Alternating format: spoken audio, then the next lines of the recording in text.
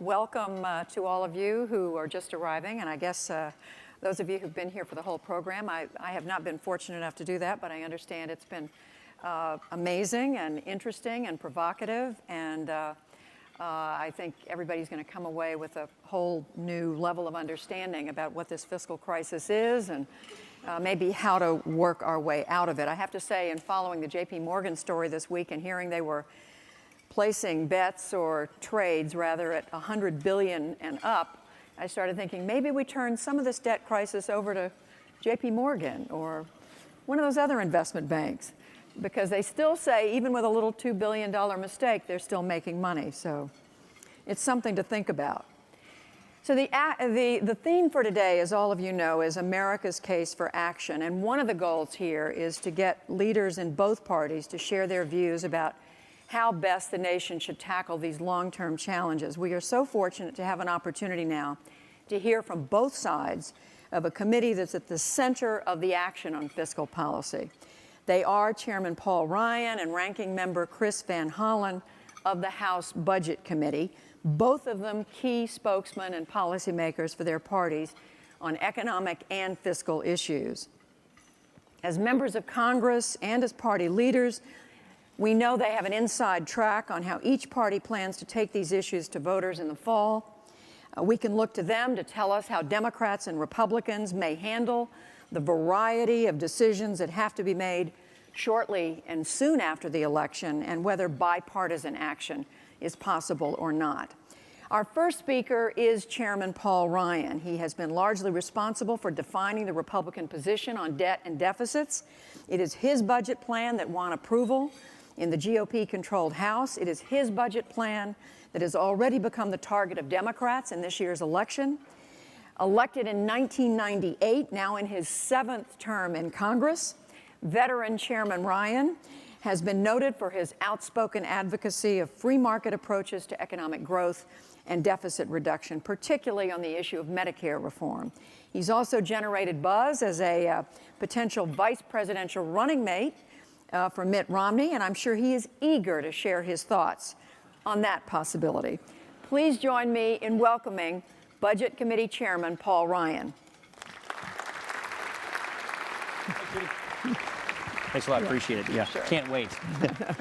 Thank you so much, Judy. I used to work for Jack Kemp. We were just talking about this, and he was a great man, but he had a gift for talking quite a long time. And I'm going to try and stick to my time allotment so we can get back on schedule.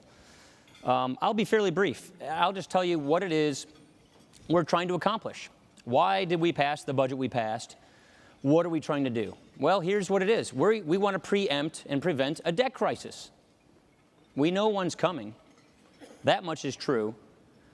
And we also have to make sure that we don't simply blame the other party, because you know what? This is a creation of both political parties.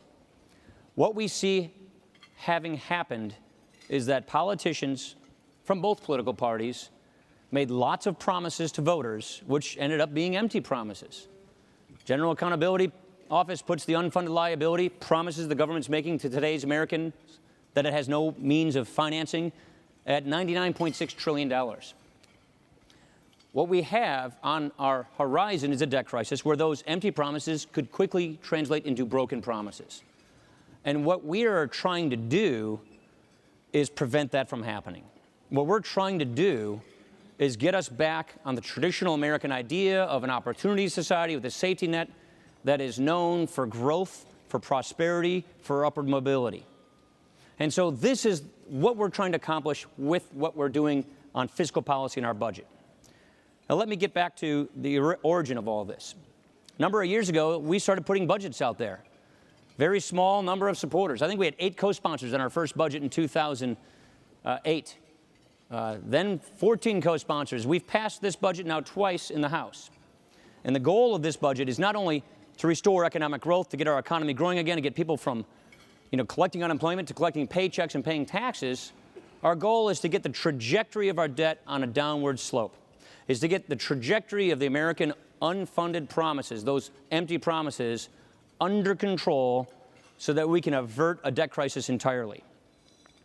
Now, as we do this, we have to acknowledge that the status quo of these entitlement programs, which are the primary driver of this debt, need to be reformed so that we can still fulfill the mission of these programs.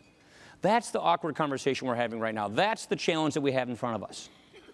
I would argue that over the last century, we had a remarkable consensus among both political parties, among the right and the left, on the government's role in helping provide the mission of advancing health and retirement security.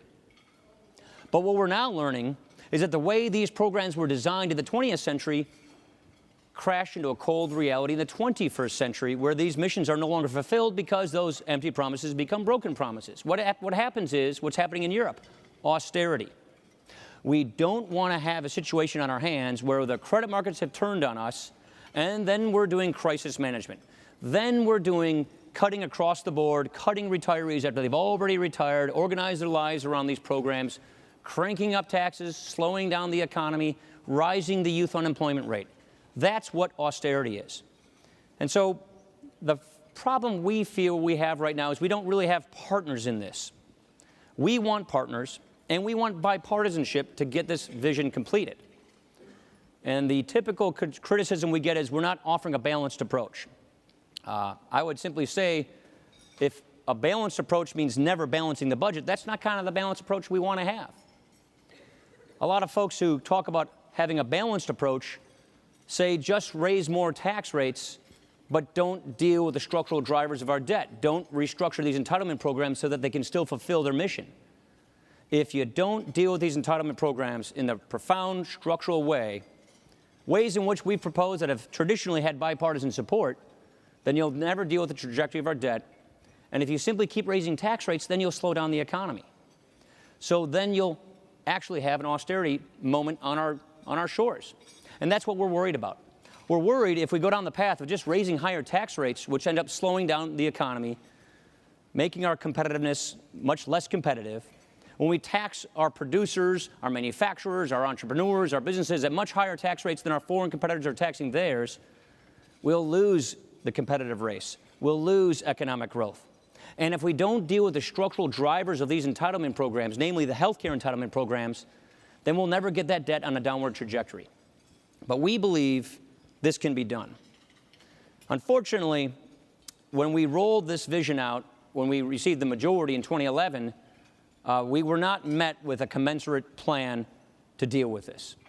I served on the Bowles-Simpson Commission. I have tremendous respect for the two gentlemen who ran this commission, and much of what they proposed in that commission we put in our budget as well.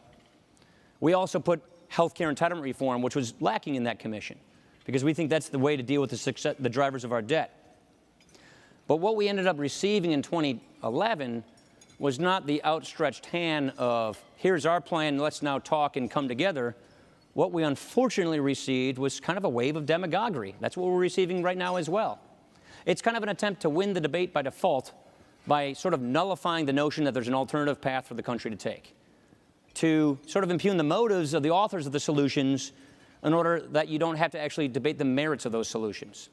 And so that is unfortunately where our politics is stuck right now. I am fairly optimistic about this, though. I believe that if we remove the partisan roadblocks that are in front of us, we can realize a real entitlement restructuring plan, an economic growth plan that actually prevents the debt crisis from happening. Because if we go down this austerity process, some tax increases here, no fundamental entitlement changes there, but just nips and tucks, then what we'll do is we'll just have austerity after austerity, just like they're having in Europe. We'll pass one reform of packages. Those reforms won't be sufficient. The bond markets will turn on us again. Then we'll do it again, and then again, and then again. And before you know it, we are in another lost decade, like our friends in Japan have experienced, like Europe, hopefully not, but may be entering into. That's what we want to avoid. We want to put in place the kinds of reforms that fix the problem once and for all, that gives seniors the guarantee that the benefits that were promised them, that they've organized their retirement around, are actually there, and that younger generations who do not have these promises being made to them have a reform program so that they actually can bank on these promises. And that we have a tax system that, yes, raises higher revenues. Our revenue goes up in our budget each and every year because of better economic growth and because we close loopholes. But we do it with lower tax rates. That, to me, is the recipe for success. Faster economic growth, an opportunity society, upward mobility and an entitlement system that can keep its promises to not only current but future generations. That's what we're trying to achieve. And the reason I'm so optimistic about it is I really think the American people are ahead of the political class. I don't think the American people want to stay on the path that we are on right now. And so it is our job that if we don't like the direction the country is heading in today, to offer them a very clear choice, a choice of two futures. And we can still get this right. What I mean when I say that is, we can still have a system where those who organize their lives around these promises can still get those promises fulfilled. But those of us who are younger will have to change these programs, and we can do it in a way that protects the poor, the sick, and asks more of the wealthy. We can do it in that way so that the mission of health and retirement security is one that is actually a fulfilled mission implemented in the 21st century. That's what we want to get to, but we're going to have to get rid of these partisan roadblocks as we see it. And if we do that, then there are committed reformers, and I know them very well from both political parties. Many of us agree on how best to reform the Medicare program. Many of us agree on the right direction of tax reform. Many of us agree on the outlines of a successful fiscal consolidation which is designed to preempt austerity and get us back onto a path to prosperity, and that's exactly what we're trying to achieve. So thank you very much, and I appreciate your questions.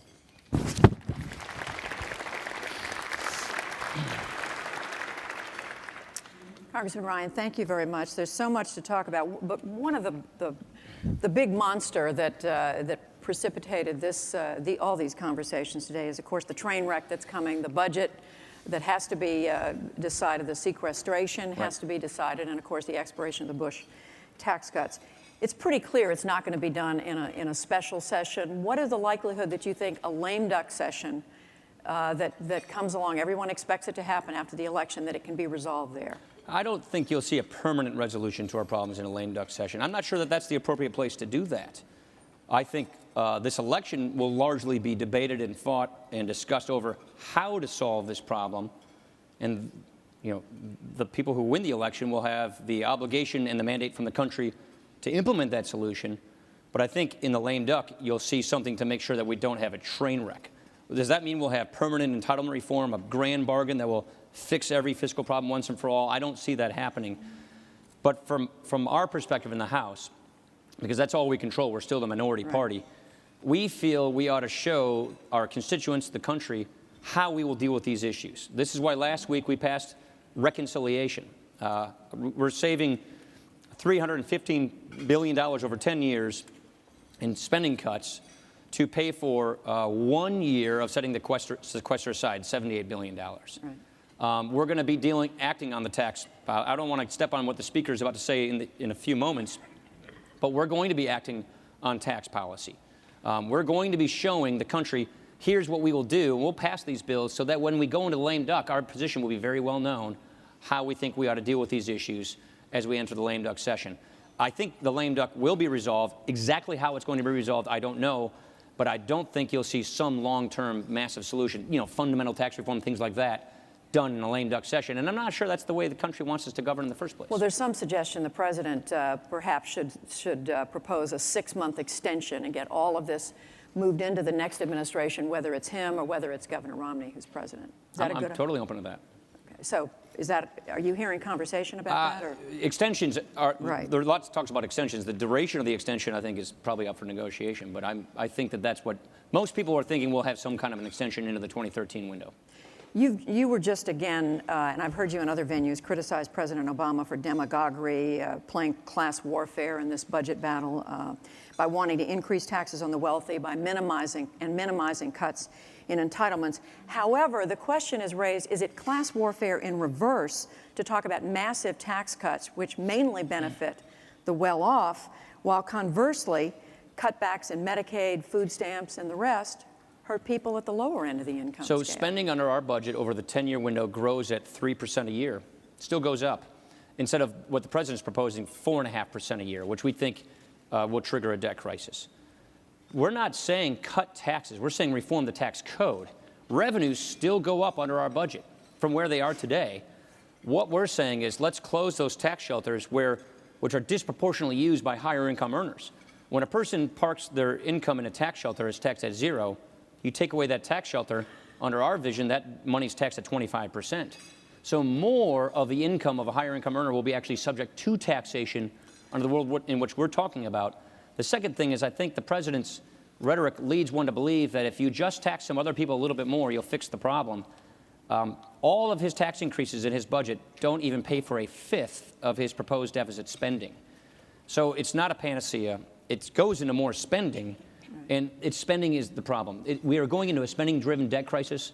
Food stamps, for example, all we're saying in our reconciliation bill is you need to be actually eligible for the program in order to receive the benefit. These are common sense reforms, giving the governors freedom to customize their Medicaid program to meet the unique needs of their state. These, we think, are common sense reforms that slow the growth of government spending so that revenues can catch up and so that we can change the trajectory of our debt so that, yes, we'll have borrowing for a while, but we can't let the borrowing go on its current path because then we will have a debt crisis before too long. Well, you raised a number of things, and I want to ask you about Medicare and Medicaid, but on the tax proposal, you're very bold in your proposal on what to do about tax reductions. I mean, you say there wouldn't be a tax cut, but you would lower the top marginal rate all the way to 25%, the corporate rate cut to 25%, eliminate the alternative minimum tax, which is designed to get to those high-income earners who may be avoiding taxes. But yet, you're reluctant when it comes to the specifics for how you make up what would be lost revenue. Yeah, so in the budget is sort of the architectural designs of the fiscal policy for your country.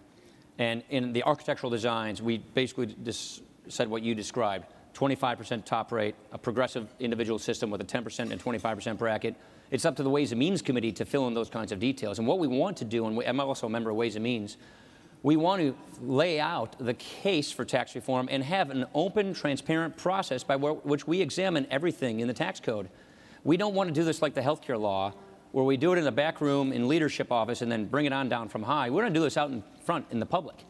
Which tax expenditures should stay, which ones should go, and more importantly, who should get them?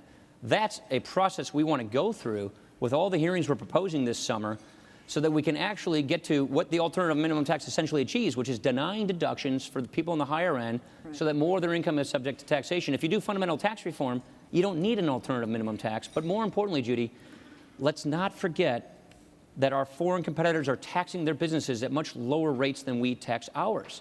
Our corporate rate, highest in the world. 8 out of 10 businesses in America file as individuals, as sub-S corporations, and they're going up to about a 45% effective rate in January. We think that's going to destroy growth and job creation. Overseas, where I come from, that means Lake Superior, you know. The Canadians, they just lowered their tax rate on their businesses to 15%. 90% of our businesses are on the individual code, which with a tax rate that could go as high as 45%. In January. We can't let that happen. But it's a lot. I mean, I'm not going to ask you in the 9.5 minutes we have left, but in 30 seconds or a minute, tell us, I mean, give us some idea of the loopholes you think about closing. We're talking about $4 trillion. It's $1 trillion a year. In less income coming. So how do you make that? Where else are you going to, where are you going to get the other income from? This is exactly what the process we want to do, which is we want to invite people to come in and try and defend the preferences that are in the code. And we also want to analyze who gets these loopholes? Who are the people? What are the businesses? Why did GE pay 0? Have an idea and why did UPS pay 34%? What we want to do is have a transparent process where people come to the Ways and Means Committee through hearings and that we make value judgments as what is good for the overall economy. We want to get out of the business of picking winners and losers. I've been on Ways and Means a long time, and it's a committee on a bipartisan basis that literally picks winners and losers in the economy within sectors, among companies, and throughout the economy. We want to get out of that business, and that's why we want to do a systematic overhaul of the tax system, but we don't want to just cut some deal in a back room. We want to go through this in a transparent, open process after which we want to deliver real tax reform. Look, Democrats and Republicans worked together in '86 to do this. We think that that's the secret to success for economic growth, better revenues, for the next Congress if we can just get the kind of leadership in place to do that. And in fact, we've solicited, the Peterson Institute solicited questions from citizens through Facebook. One of the questions came in from a woman named Dee Walsh in Grapevine, Texas, and she said, I don't believe anybody on either side of the aisle is listening to people like me and every member of my family who are willing to accept both cuts to entitlements and raise taxes. How can we possibly surmount the insurmountable? She's asking, why can't the two sides get together and work with using both methods? From our perspective, there are Democrats that I've worked with. Say every time I put their names out there, they get in trouble. So I won't mention their names, but there are Democrats I've worked with on Medicare reform. We had a hearing in Ways and Means 2 weeks ago. 2 prominent Democrats came and testified on behalf of our Medicare reform ideas called premium support. I'm working with a senator in good standing, a progressive Democrat from Oregon. I'm not going to name his name because I'll get him in trouble. On how best to save and strengthen Medicare. And yes, we're talking about means testing that benefit. Yes, we're talking about circumscribing the benefit and doing it in a way that we think saves the program and deals with the biggest driver of our debt. Medicaid reform historically has had bipartisan support for these ideas. Right. On Social Security, on the Fiscal Commission, we were this close to what I would argue a bipartisan agreement on how to save and strengthen Social Security. There are Democrats and Republicans who largely agree with each other on how best to tackle these challenges. Unfortunately, it's not the current president and it's not the Senate leadership that we're dealing with right now. But I personally believe if we can remove these partisan roadblocks, that we can get to a moment where we're going to have a solution once and for all for this problem, and hopefully in time to prevent an austerity-like debt crisis. Well, let me ask a couple of specifics on Medicare. Your proposal doesn't affect people who are now 55 or older, but if more of those in their early 50s enroll in Medicare, ultimately, isn't that going to make the Medicare population older, sicker, more expensive to cover, and thus hurt the ability of Medicare to demand lower rates from providers or cause fewer providers to participate in the program? Under the current trajectory, under the current program, according to the CMS actuary, 40% of the providers are already going to drop Medicare. So Medicare is already collapsing under its own weight. With the IPAB and its price controls, they're predicting that fewer and fewer seniors are going to be able to actually get Medicare under the current program. Doctors are going to get paid 80 cents down to 30 cents on the dollar under the current path that we are on. So that has to be reformed. So what we're saying is if we act soon, you can grandfather existing populations, existing Medicare beneficiaries into the arrangements they have today, take those price controls away. If you reform it for those of us who are younger, we will have to have a different program, but we think we have a program that's a guaranteed benefit, that's guaranteed affordability, where we have choice and competition. It's worked very well where premium support has been applied. The Part D benefit program came in 41% below cost projections because it was done in this way. And so what we're saying is if we reform it for the next generation, we can cash flow the current promise to the current generation, but that's a promise that can't be kept much longer if we keep kicking the can and prevent reform from actually occurring. Question about Medicaid. Clearly enormous financial problems. The Urban Institute has said that under your block grant proposal, more than 14 million poor people would lose Medicaid health care coverage. It's pretty devastating. Well, that's because that's the increase that's coming under Obamacare. You have to remember, the president's health care law increases eligibility for Medicaid by 33%. Right. We're repealing the president's health care law in our bill. Therefore, it repeals that increase that's forthcoming. That's where that number is derived from. What we're saying is don't do the president's health care law. Therefore, don't increase this program. You got to remember, recent surveys. The law's already been enacted. So. It's already enacted, so we want to repeal it. Right. And that repeals this increase in Medicaid eligibility. You got to remember, about half the doctors in America aren't even taking new Medicaid patients. So that program also is not working. And what we're saying is send this back to the states. I fought for years to get waivers called Badger Care with Tommy Thompson, where we reformed our Medicaid program in Wisconsin to work for Wisconsin. Instead of having to go through this really complicated and cumbersome Medicaid waiver process, devolve this to the states. They run it now anyway, but with all these rules, and let them customize this benefit to work for the best needs of their citizens. And yes, we're not proposing the massive increase in eligibility that the president's health care law does, because it's a failing program where more and more doctors aren't even taking Medicaid patients. We don't think we should have what I call second-class care, and Medicaid is becoming more and more substandard care. People, especially those on the lowest rung of the economic ladder, should be able to have good comprehensive insurance just like anybody else in America. Instead, right now, they're in these long waiting lists where it's becoming harder and harder for them to get access to health care because doctors and hospitals are getting pennies on the dollar with Medicaid. That's a system of price controls that isn't working, and it's leading to more scarcities. And that's what we don't want to see happen. We think state-based reform is a good solution So to just that. quickly, you're confident those people would be covered under some new system that would be created? Yes, when we say repeal the president's health care law, we also say replace. Now, Tom Colbert and I put out a very comprehensive bill where we said exactly how we think we should replace it. There are other people. Tom Price has got a comprehensive solution. We'll see what the Supreme Court does. I'll say this. We spend a lot of money on health care in this country, more than any other country per person by 2.5 times. we can have a system where everybody has access to health care, including people with pre-existing condition, without a government takeover of the program, with a market-based, patient-centered system that guarantees, access to health care for everybody. I believe we can do that. We think we have better ideas on how best to achieve that, right. And we think the president's health care law will be a fiscal disaster. At this point, well, let me just quickly ask you about something related to all this. Mitt Romney's former partner at Bain, a man named Edward Kennard, has written a provocative book that says income inequality is good for America. He says it rewards people's productive elements, and that flows down to everyone else. Does that make sense? Don't know the guy. I haven't read the book. No, I really don't know him. I haven't read the book. So, look, I'm a protege of Jack Kemp. I believe in upward mobility. I believe in the government's job is to help promote equal opportunity so people can make the most of their lives. And the problem we have in this country is we're measuring our poverty-fighting efforts on inputs, not on outcomes. How much money are we putting in programs? How many new programs are we creating? We have the highest poverty rates in a generation. 1 in 6 people are in poverty in America. It's not working, these programs. Let's focus on outcomes.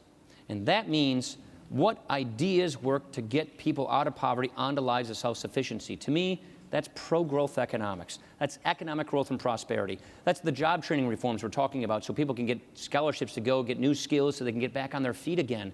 To me, it is not about redistributing wealth in some fixed pie. It's about growing the pie so that everybody gets more of a slice through their own merit. And it also means rejecting crony capitalism. It means rejecting the notion that the people who are connected, the people who are powerful, get the slice of the pie, get the rules written their way, have the too big to fail protections, and everybody else who wants to be an entrepreneur, who wants to come up with the next best idea, they're on the outside looking in. We have to reject that kind of crony economics and go back toward entrepreneurial free enterprise if we want to get back to the land of opportunity and upward mobility. And to me, that's a far better antidote to the poverty-fighting strategies we have today, which are proving to be miserable in result. Last question, Chairman Ryan, and that is, you've made it pretty clear you think the president's coming at this with the wrong attitude. You called him a demagogue, wrong approach, not willing to compromise. We don't know what's going to happen in this election, but if the president were to win, how do you see the two sides working together? You made a comment the other day to a Washington Post conservative blogger where you said you think the president thinks life is a zero-sum game. If somebody gets ahead, it's because somebody else got less or was exploited. That's based on the rhetoric I hear from the president. It seems to me that he's advancing the premise that if you win, that's at my loss, or if I win, it's at your loss. It's a zero-sum premise, and that is just not. We shouldn't be speaking to people as if they're stuck in some class in life, and that the goal of government is to help them cope with it. We shouldn't be slicing America into class-based societies. We should be talking about upward mobility, about uniting people. So how do you all come together? It's a vexing point. Who knows what's going to happen? In 2011, a lot of my Democratic friends, I have friends with a lot of people who were in the Clinton administration, they kept telling me, he's going to triangulate, he's going to compromise, you guys are going to get an agreement. I was hoping for that.